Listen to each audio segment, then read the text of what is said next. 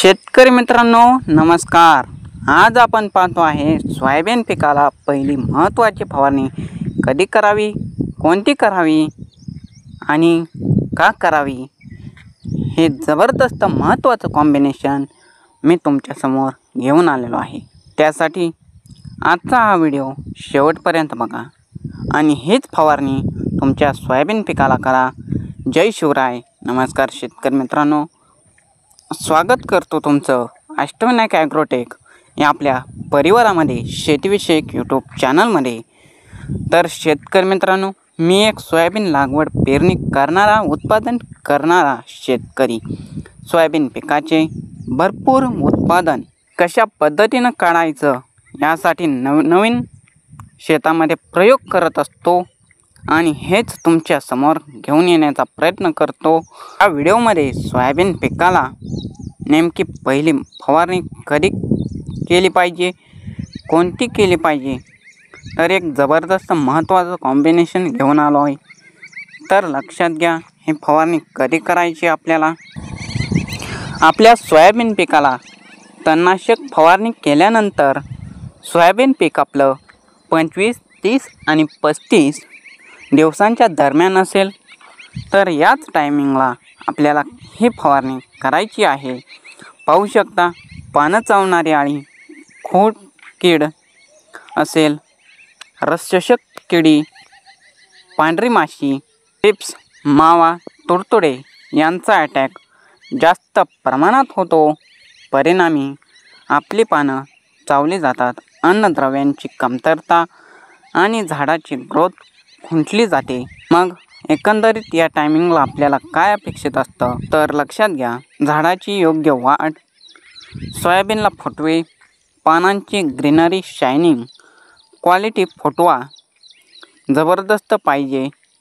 याच्यासाठी फवारणी करतेवेळी सुरुवातीला आपल्याला या अळीवर, पांढरी माशीवर, खोडकिडीवर, पानं पोखरणाऱ्या अळीवर कंट्रोल करायचं आहे। खात्मा मिळवण्यासाठी प्रभावी असं कीटकनाशक घ्यायचं आहे।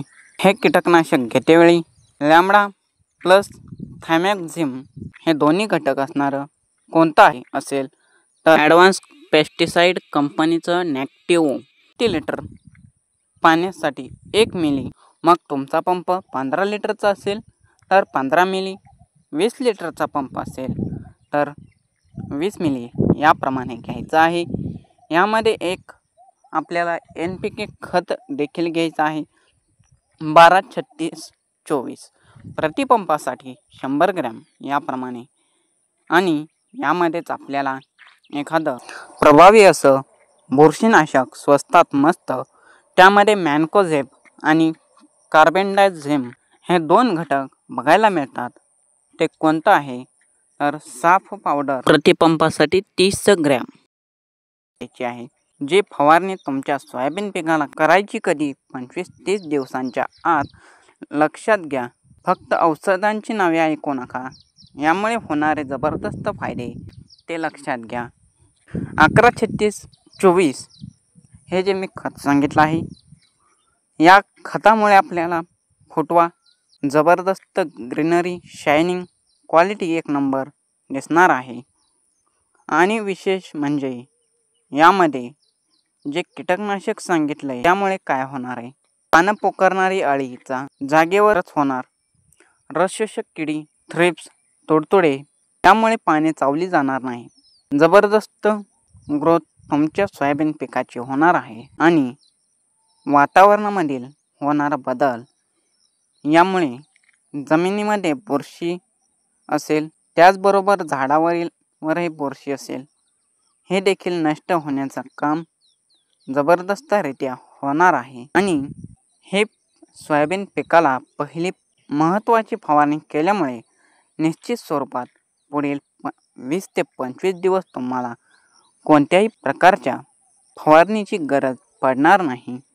अशा पद्धतीचं हे जबरदस्त कॉम्बिनेशन मी तुमच्यासमोर घेऊन आलेलो आहे। आणि हे जर आपली माहिती तुम्हाला आवडली तर अशाच नवनवीन माहितीसाठी अष्टविनायक ॲग्रोटेक ह्या यूट्यूब चॅनलला सबस्क्राईब केलं नसेल तर नक्की सबस्क्राईब करून ठेवायचं आहे. समोरील घंटेला ऑल नोटिफिकेशन करायला विसरायचं नाही.